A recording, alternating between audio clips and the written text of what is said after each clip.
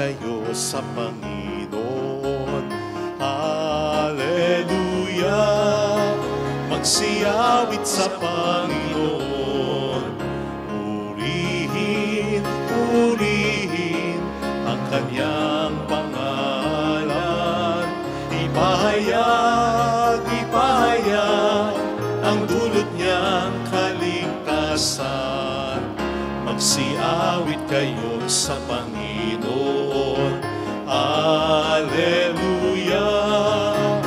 Magsiawit, magsiawit, magsiawit sa Panginoon, sa Panginoon. Sa ngalan ng Ama at ng Anak ng Espiritu Santo. Amen. Sumayin niyo po ang Panginoon. At sumaiyo rin. Upang tayo maging marapat sa misang ito, halina't magsisimuna para sa ating mga kasalanan. Tayo pong lahat, inaamin ko sa makapangyarihang Diyos at sa inyo mga kapatid, na lubha akong nagkasala sa isip, sa salita at sa gawa, at sa aking pagkukulang. Kaya sinasamo ko sa mahal na Birheng Maria, sa lahat ng mga anghel at mga banal, at sa inyo mga kapatid, na ako'y panalangin sa Panginoong ating Diyos. Kaawaan tayo ng pagmahal na Diyos, patawarin sa ating mga sala, at patnubayan hanggang sa buhay na walang hanggan. Amen. Panginoon, kaawaan mo kami. Panginoon, kaawaan mo kami. Kristo, kaawaan mo kami. Kristo, kaawaan mo kami. Panginoon, kaawaan mo kami. Panginoon, kaawaan mo kami.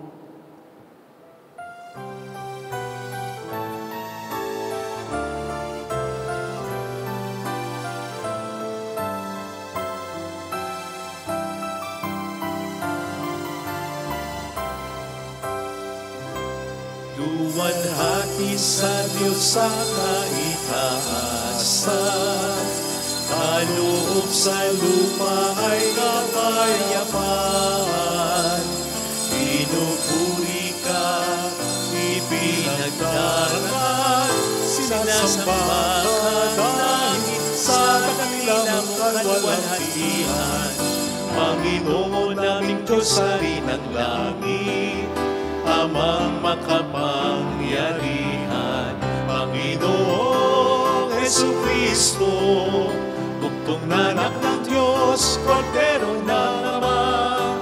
Ikaw na nag-aalis ng mga kasalanan ng sanlibutan. Tanggapin mo ang aming kahilingan, ikaw na naluluklok sa kanan ng Ama.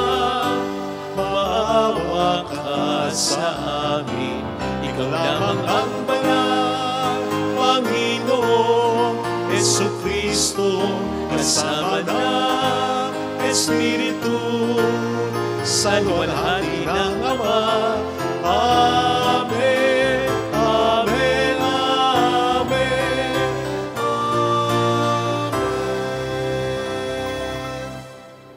Iyuko natin ang ating ulo. Manalangin tayo. Ama naming makapangyarihan, sa laki ng kagandahang loob mo, pinararami mo ang mga nananalig sa iyo. Tunghayan mo po ang iyong mga hinirang na sa tubig ng binyag ay muli mong isinilang upang bihisan mo ng likaya ng walang katapusan o kamatayan sa pamamagitan ni Jesucristo, kasama ng Espiritu Santo magpasa walang hanggan. Amen. Ang salita ng Diyos mula sa mga gawa ng mga apostol. Noong mga araw na iyon, nagtaka ang mga pinuno at matatanda at mga eskriba sa katapangang ipinakita ni na Pedro at Juan, lalo na nang mabatid nilang mga karaniwang tao lamang ang mga ito at hindi nag-aral. Napagkilala nilang sila'y kasamahan ni Jesus noong nabubuhay pa. At nang makita nila ang taong pinagaling na nakatayo sa tabi ng dalawa, wala silang masabi laban sa kanila. Kaya't pinalabas muna sa Sanhedrin ang mga alagad, saka sila nag-usap. Ano ang gagawin natin sa mga taong ito? Tanong nila. Sapagkat Hayag na sa buong Jerusalem at hindi natin maitatatwa na isang pambihirang kababalaghan ang naganap sa pamamagitan nila. Para hindi na kumalat ito, balaan natin sila na huwag na magsalita kaninuman tungkol sa pangalang ito. Kaya't muli nilang ipinatawag sina Pedro at binalaan na huwag na magsasalita o magtuturo pa tungkol kay Jesus.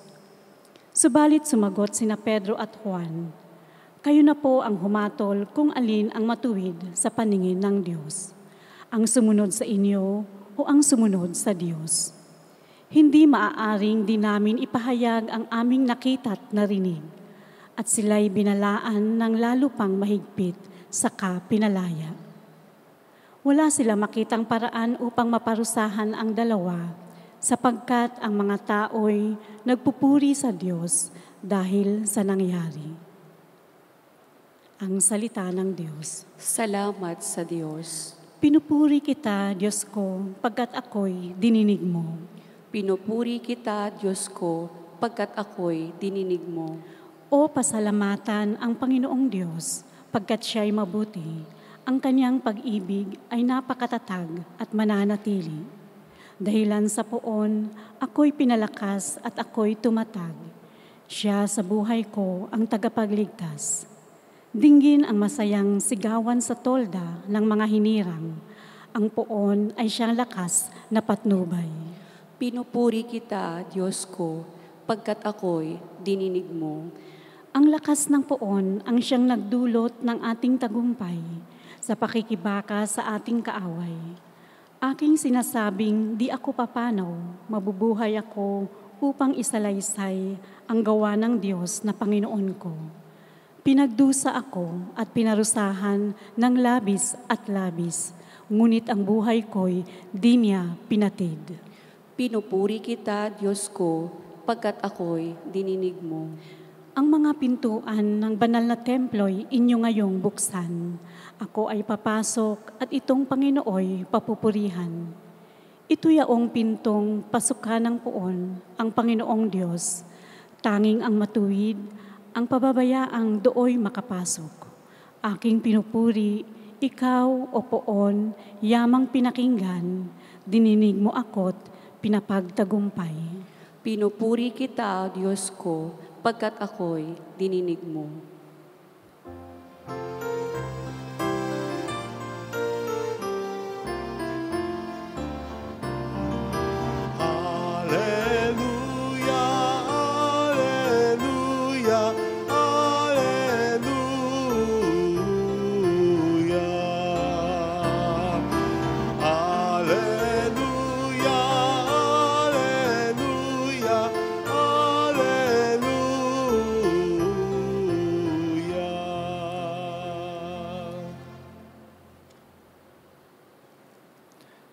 Sumainyo ang Panginoon. At sumaiyo rin. Ang mabuting balita ng Panginoon ayon kay San Marcos. Papuri sa iyo, Panginoon. Umagang-umaga ng araw ng linggo, matapos na muling mabuhay si Jesus, siya'y unang nagpakita kay Maria Magdalena. 7 demonyo ang pinalayas ni Jesus sa babaeng ito. Pumunta siya sa mga alagad ni Jesus na nooy nahapis at umiiyak at ibinalita ang kanyang nakita. Ngunit hindi sila naniwala sa sinabi ni Maria na buhay si Jesus at napakita sa kanya. Siya'y nampakita rin sa 2 alagad na naglalakad patungo sa bukid. Ngunit iba ang kanyang kaanyuan. Bumalik sa Jerusalem ang 2 at ibinalita sa kanilang kasamahan ang nangyari. Ngunit sila may hindi pinaniwalaan. Pagkatapos napakita siya sa 11 samantalang kumakain ang mga ito. Pinagwikaan niya sila dahil sa hindi nila pananalig sa kanya at sa katigasan ng ulo, sapagkat hindi sila naniwala sa mga nakakita sa kanya pagkatapos na siya'y muling mabuhay. At sinabi ni Jesus sa kanila, "Umayo kayo sa buong sanlibutan at ipangaral ninyo sa lahat ang mabuting balita." Mga kapatid, ang mabuting balita ng Panginoon. Pinupuri ka namin, Panginoong Hesukristo. Welcome sa Our Lady of Lasal at Kwasay Parish kung saan ayos lang umiyak at samahan tayo ng mahal na ina sa pag-iyak at sa pagdarasal upang maging maayos ang lahat. Narinig po natin sa ating ebanghelyo ang waribay summary ni San Marcos tungkol sa mga pagpapakitang ginawa ng ating Panginoong Hesukristo. Kung bakit sinamarize ito ng ganito ni St. Mark ay sapagkat pinapakita at pinaparamdam niya sa atin ng katotohanan. Napakahalaga ng mga patunay na ito na si Kristo'y muling nabuhay talaga. Ang kanyang mga apparitions, ang kanyang mga pagpapakita. Indeed, mahalaga ang patunay ng empty tomb o libingang walang laman. Pero kung iisipin po ninyo, kung ito ay sapat ng patunay, magpapakita pa ba si Kristo? Lalo na sa mga alagad niya? Yung patunay nga po ng libingang walang laman or empty tomb ay pinagdudahan pa kahit mismo ng mga alagad niya inisip na ninakaw ang bangkay niya. Pero nang siya ay ilang beses magpakita sa kanila, dun lamang nag-shoot up dramatically ang pananampalataya nila. So much so na kahit pagbawalan pa sila, sumisigi pa rin sila kahit pabagpantaan ang buhay nila. Pinapahayag pa rin nilang ang mabuting balita na si Kristo'y muling nabuhay talaga. Katulad ng narinig natin sa ating unang pagbasa. Mahalaga po kasi ang muling pagkabuhay ni Kristo Kasi ang basic na ibig sabihin nito, Diyos talaga si Kristo. And therefore, lahat ng sinabi niya, tama at totoo dahil ang Diyos ay hindi po pwedeng magkamali, ni manloko. Diba sabi ng Panginoon, ako ang katotohanan. Siya lamang ang katotohanan. That is why kung mapapansin po ninyo, sa lahat ng mga pagpapakita ng Panginoon, ay nandun agad yung aksyon na ibalita sa iba, hindi lang ang kanyang muling pagkabuhay, kundi ang mga turo at aral niya. Halimbawa, nang magpakita siya kay Maria Magdalena, kaagad pumunta si Maria Magdalena sa mga alagad upang ibalita ang mabuting balita. Nang magpakita si Jesus sa dalawang disipulo papuntang kabukiran ng Emmaus, bumalik agad sila sa Jerusalem upang ibalita rin sa iba ang naranasan nila. At nang magpakita si Jesus sa 11, o hindi nga ba't ganun din ang sinabi niya, ipahayag ninyo sa lahat ang mabuting balita, ang mga turo at aral ko. Kasi maaasahan mo ito na tama at totoo dahil walang sino man ang nakagawa pa at makagagawa pa ng ginawa ni Kristo na namatay pero sa kanyang sariling kapangyarihan, sa kanyang sariling katakdaan ay muling nabuhay. Which means basically again na siya ay Diyos na totoo at ang lahat ng sinabi niya ay tama at totoo. Kaya dapat lahat ay marinig ang kanyang mga aral, marinig ng mga tao, paniwalaan ng mga tao, sundin at tanggapin ng mga tao. Nandiyan ang kanyang mga utos halimbawa na dapat po nating tanggapin. Gaano man ito kakontra sa mga gusto natin. Hindi yung tayo ang magbabago nito o tayo ang kokontra dito dahil hindi sakto sa ating gusto. Hindi po ang Diyos ang dapat na sumunod sa atin. Tayo ang dapat na mag-adjust at sumunod sa Kanya. Abay, bakit pa natin siya tatawaging Panginoon kung hindi naman tayo susunod sa mga pinag-uutos niya? O hindi nga ba't ang alipin ay sumusunod sa Kaniyang Panginoon? Actually, yun ang sinasabi ni Pedro at ng mga disipulo sa ating unang pagbasa sapagkat pinagbabawalan sila ng Sanhedrin. By the way, ang Sanhedrin ang pinakamakapangyarihang governing body during their time. Ito ay kinokompose ng mga matatanda ng bayan, ng mga Saduseo, ng mga Escriba at Pariseo, ng mga makapangyarihan sa kanilang lipunan. Ito ay governing body na may kapangyarihan magpataw ng kaparusahan kahit ng kamatayan. Ganun ka makapangyarihan ang Sanhedrin. Pero kahit ang mga ito ay hindi sinusunod ni Pedro at ng mga disipulo at maliwanag ang kanilang punto, ang Diyos ang dapat naming sundin at hindi ang tao. Indeed, mahirap pong gawin ito na sumunod tayo lagi sa utos ng Diyos, lalong-lalo na kung kinakailangan na tayong manindigan kapag nasa sagaan na ang ating mga kagustuhan. Pero tandaan po natin, huwag natin itong kakalimutan, na ang Diyos din naman ang siyang tutulong sa atin upang ito ay magampanan.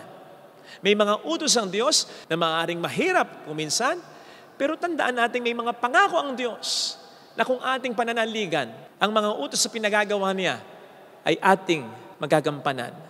Tamang-tama nga po na habang iniisip ko yung humilyang ito, yung puntong ito sa humilya ko, ay may nagpa-bless dito ng mga magulang kasama ng kanilang mga kamag-anakan. Pinabless ng mga magulang ang mga labi ng kanilang sanggol na anak. Sinabi ko sa kanila nang inuutos ng Panginoon sa atin, lalong-lalo na sa inyo ngayon sa pagkamatay ng inyong sanggol, ay ang manampalataya sa Kanya. Tama na mahirap ito ngayong gawin. Dahil hindi na sunod ang inyong kagustuhan na mabuhay pa sana ang minamahal niyong anak. Pero tandaan ninyo, ang Diyos din ang siya magbibigay sa inyo ng tulong upang ang utos niyang manampalataya kayo sa Kanya ay magawa ninyo. At ito nga po ay inugat namin dun pa rin sa mabuting balita na nagsasabing, sumampalataya kayo sa akin, manalig kayo sa akin, sapagkat sa bahay ng Ama ay maraming silid. Kung hindi kayo, sinabi ko na sana sa inyo, which basically means, ang sabi ko dun sa mga magulang, may langit. Kaya ang anak ninyo ay hindi talaga namatay. Siya nga po ay buhay na buhay ngayon sa piling, sa kalangitan ng Poong May Kapal, na pwede rin nating marating pagdating ng araw. Kaya sa kabila ng hirap na sumunod sa utos ng Diyos na sumampalataya ko sa Kanya, ito ang panghawakan ninyo. Sapagkat ito ay totoo dahil ang nagsabi nito ay walang iba kundi ang Diyos natin na si Kristo. You see, madalas ang nakikita lang po kasi natin yung mga utos ng Panginoon sa atin, kaya nahirapan tayo sumunod eh. Nakakalimutan natin, naka-overlook natin yung mga pangako ng Diyos sa atin na siyang magiging dahilan upang ang Kanyang mga utos ay magampanan natin. Halimbawa, yung pangako niya na hindi niya tayo pababayaan, na hindi niya tayo kakalimutan, na habang tayo nabubuhay, ay hindi niya tayo lalayuan. I will be with you always until the end of time. Na ang Kanyang pagmamahal sa atin ay higit pa sa pagmamahal ng isang mapagmahal na ina sa atin. Na siya may magandang plano para sa atin, na may magandang mangyayari sa atin, etc. Nakakalimutan natin ang mga pangakong ito, which normally happens when we are experiencing great troubles, sufferings. O hindi ba't yan ang nangyari sa mga alagad na dahil sa bigat ng kanilang problema, namely ang pagkamatay nga ni Kristo na siyang nakapag-disappoint, nakapagpakalungkot sa kanila, nakalimutan nila yung mga salita ni Jesus, ako'y mamamatay pero sa ikatlong araw ako'y muling mabubuhay. Which is quite understandable sapagkat that time, hindi pa rin naman sila sigurado na Diyos nga si Kristo. Kaya hindi pa rin naman din sila sigurado sa mga sinasabi ni Kristo.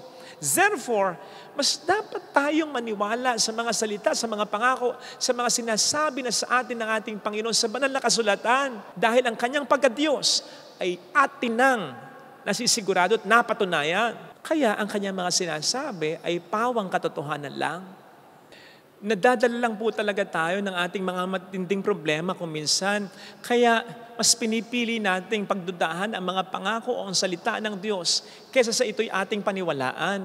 Huwag po sanang ganyan, sapagkat kapag ganyan ang nangyayari, mas pinaniniwalaan natin ang mga problemang naranasan natin kaysa sa salita ng Diyos na dapat i-apply natin sa buhay natin.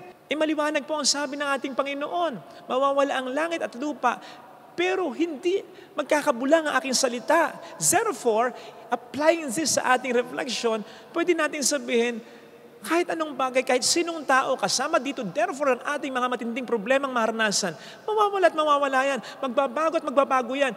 Pero hindi ang mga pinangako sa atin ng Panginoon na pawang mga katotohanan lang, nasa sa atin na lamang kung alin sa dalawa ang ating mga hawakan.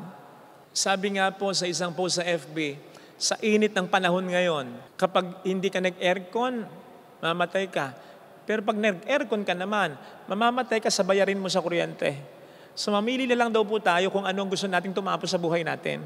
Seriously, kung ito ay i-apply natin sa reflection natin, ay pwede po nating sabihin na malagay man balang araw sa alanganin ng ating buhay dahil sa ating mga matitinding problemang maranasan. Mamimili tayo sa dalawa. Matatapos ba ang buhay natin na sumasampalataya tayo sa Panginoon natin? O ang mas sinasampalatayanan o paniniwalaan natin ay ang mga problemang umaalipin sa atin na magiging dahilan upang ang Diyos ay pagtampuhan, talikuran natin? Huwag naman sana. Sapagkat sinisigurado ko po sa inyo, gaano man katindi ang ating mga problema, mawawala at mawawala yan. Pero ang salita ng Diyos, ang Kanyang mga pangako sa atin ay mananatili kailanman. Panghawakan natin para ating maranasan at hindi masayang. Amen. Ilagay natin ang ating kanang kamay sa tapat ng ating puso.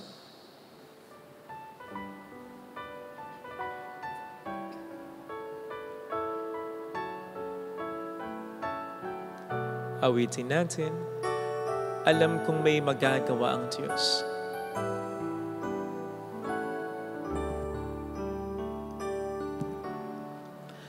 Alam kong may magagawa ang Diyos.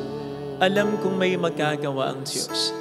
Makapangyarihan siya. Walang imposible sa Kanya. Kung ako'y magtatapat, sa Kanya'y maglilingkod, alam kong may magagawa ang Diyos.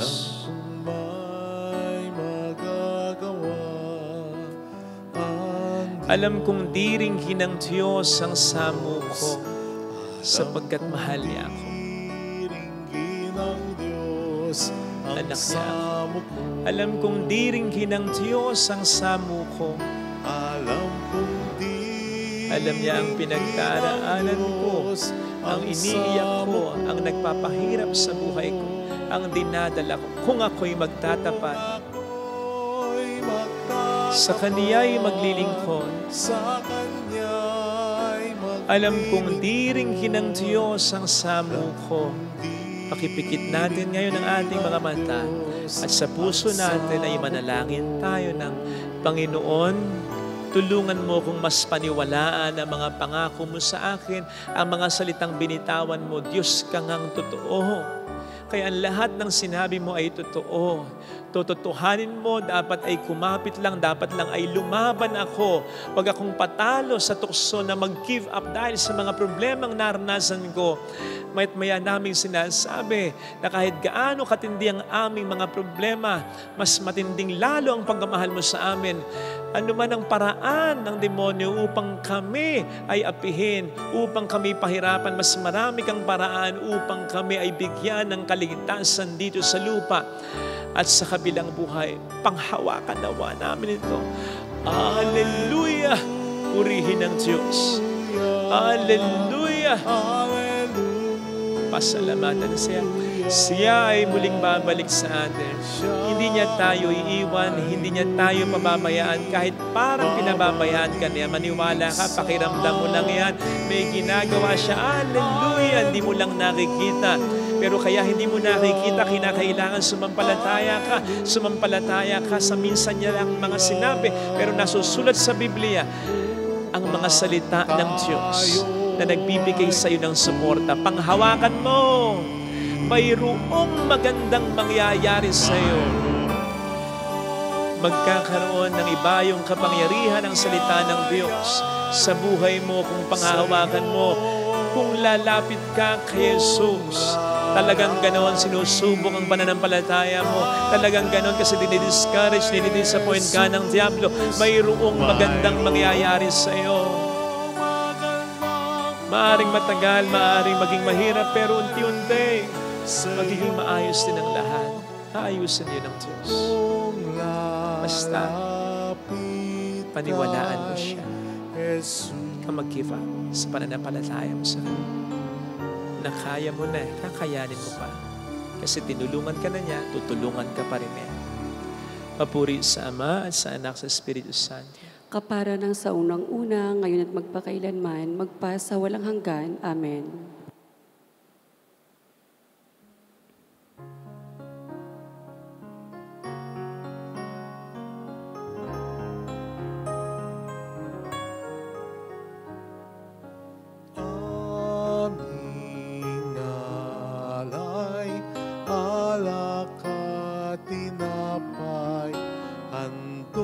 Sa iyong dampana, nagbibigay ng buhay. Nawa'y papanalin itong handog naming alay. Umahanap sa iyo, nagbibigay pugay.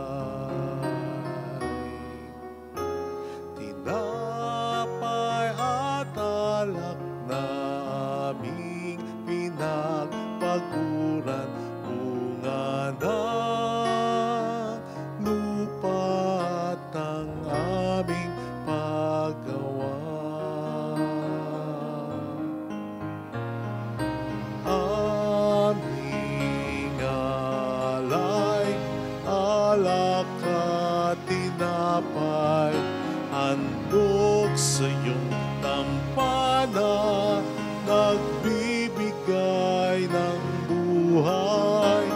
Naway babanalin itong handog naming alay, umaharap sa iyo, nagbibigay buhay.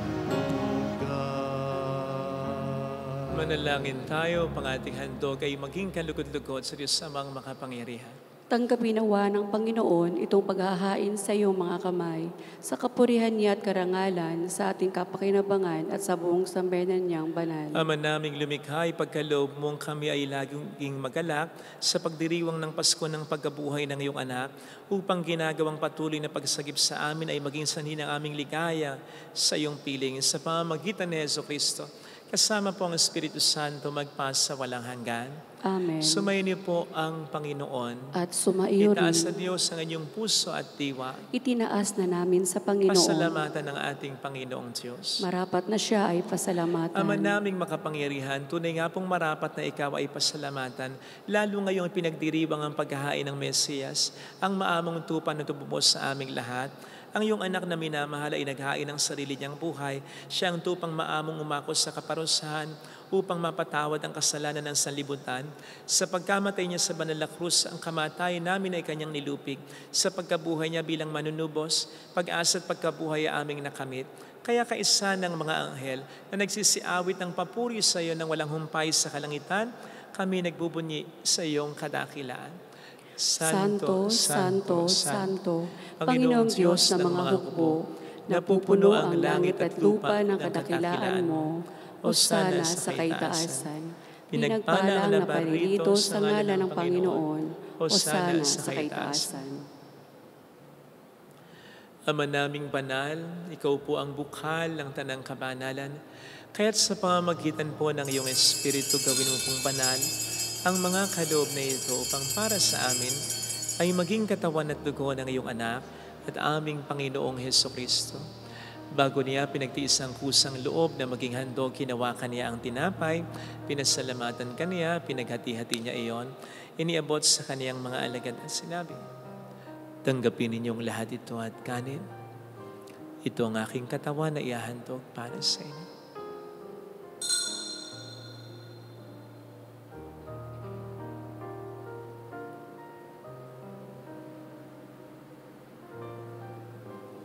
Gayun din naman ang matapos ng hapunan, nawakan niya ang kalis.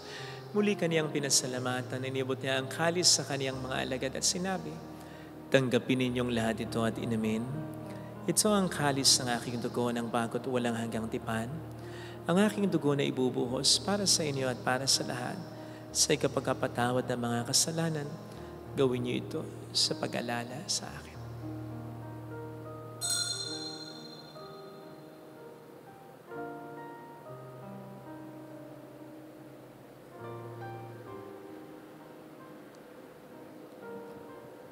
Ipagbunyi natin ang misteryo ng ating pananampalataya. Si Kristo'y namatay, si Kristo'y nabuhay, si Kristo'y babalik sa wakas ng panahon. Ama, ginagawa namin ngayon ang pag-alaala sa pagkamatay at muling pagkabuhay ng iyong anak, kaya't nialay namin sa iyo ang tinapay na nagbibigay buhay at ang kalis na nagkakaloob ng kaligtasan. Kami nagpapasalamat dahil kami iyong minarapat na tumayo sa harap mo para maglingkod sa iyo.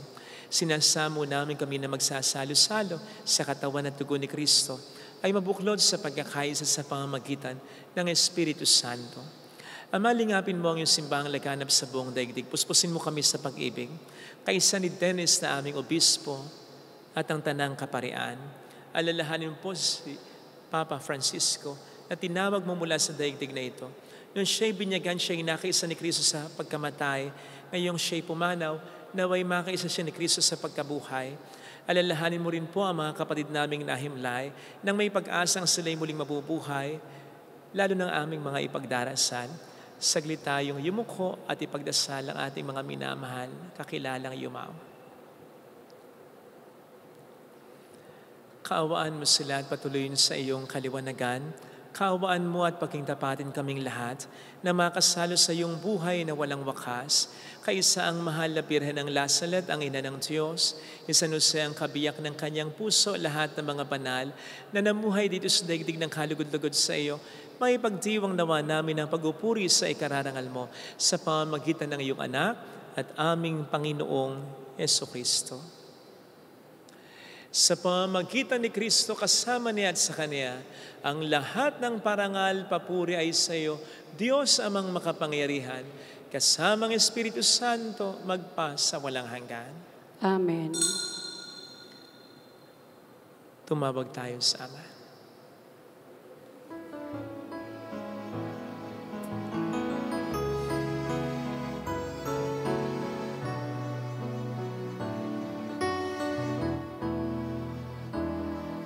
Ama namin, sumasalangit ka, sambahin ang ngalan mo, mapasamin ang kaharian mo, sundin ang loob mo dito sa lupa para nang sa langit. Bigyan mo kami ngayon ang aming kakanin sa araw-araw, at patawarin mo kami sa aming mga sala, para ng pagpapatawad namin sa nagkakasala sa amin.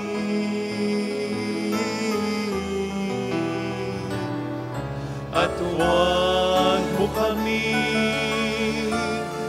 ipahintulot sa tukso,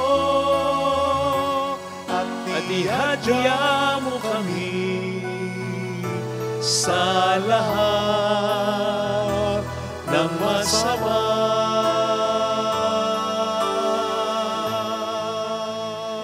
Iling namin kami adya sa lahat ng masama, pagkalooban ng kapayapaan araw-araw. Iligtas sa kasalanan, sa kapahamakan, sa mga seryosong karamdaman. Samantalang aming pinaghahandaan ang dakilang araw ng pagpapahayag ng tagapagligtas namin si Jesucristo. Sapagkat iyo ang kaharian, ang kapangyarihan at ang kapurihan, magpakailanman. Amen. Panginoong Jesucristo, sinabi mo noon, sinasabi mo rin sa amin ngayon, kapayapaan ang iniiwan ko sa inyo, ang aking kapayapaan ang ibinibigay ko.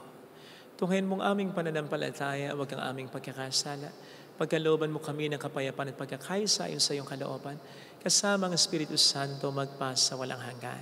Amen. Ang kapayapaan ng Panginoon ay sumainyo nawang lahat. At sumaiyo rin. Magbigayan tayo ng kapayapaan sa isa't isa. Kapayapaan po. Peace be with you.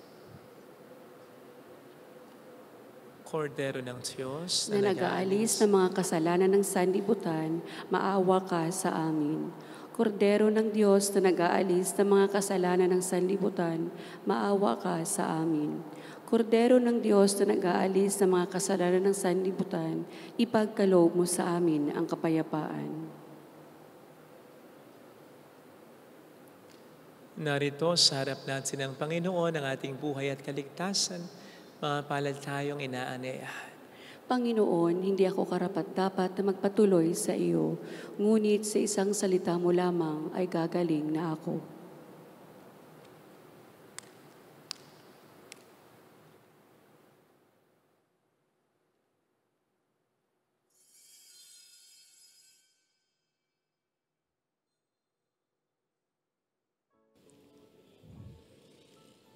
Panalangin para sa espiritual na pakikinabang. Panginoong Hesus, ako ay naniniwala na ikaw ay nasa kabanal-banalang sakramento. Iniibig kita ng higit sa lahat at ninanasa kong tanggapin ka sa aking kaluluwa. Sapagkat sa mga sandaling ito, hindi kita matatanggap sa sakramento. Tumuloy ka sa espiritu sa aking puso. Niyayakap kita na para bang naririto ka na. Inaalay ko ng buong buo ang aking sarili sa iyo. Huwag mong hayaang mawalay ako sa iyo. Amen.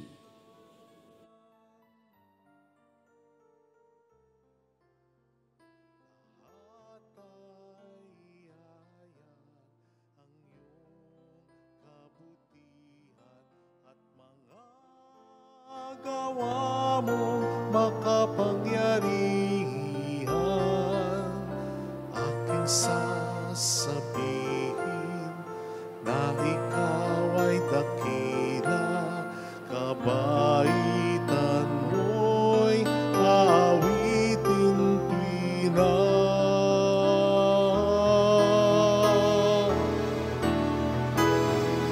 Aking iyayag ang kadakilan ng aking Diyos. Pasasalamatan siya at pupurihin magpakailanman. Aking iyayag ang kadakilan ng aking Diyos. Pasasalamatan siya at pupurihin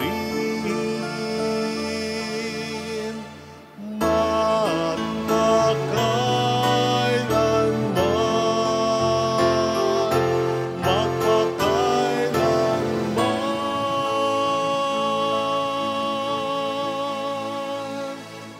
Manalangin tayo.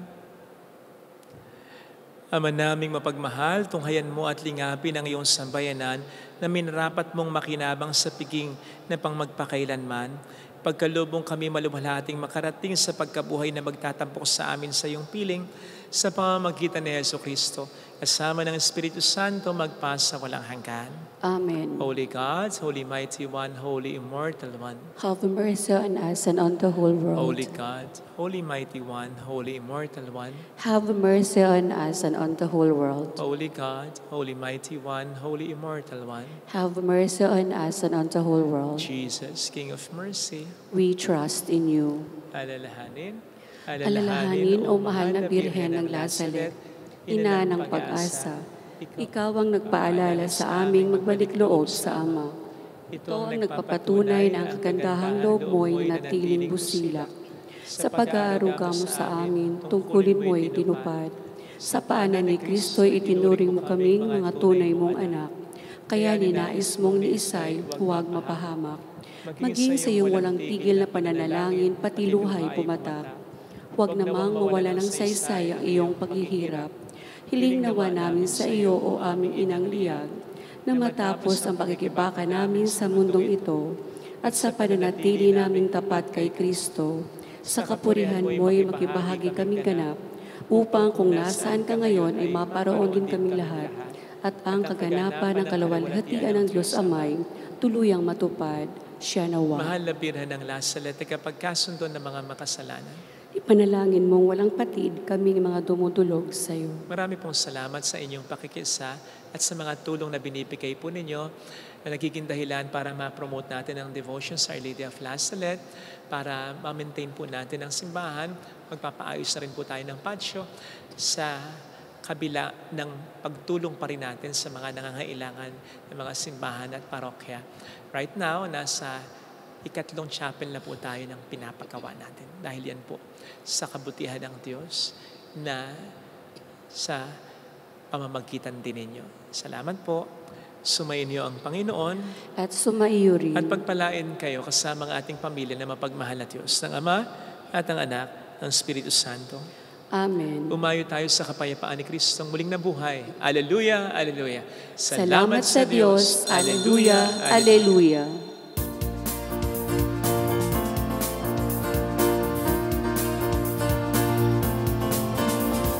Mary, Mother of the Lord, hear is a prayer we sing.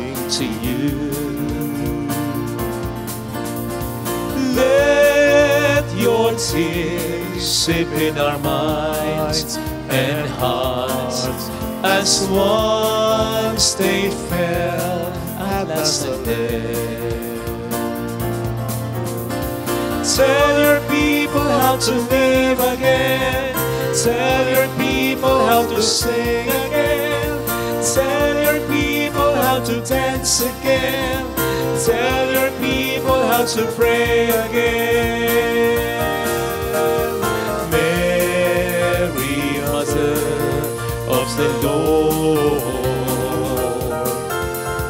hear the prayer we sing to you.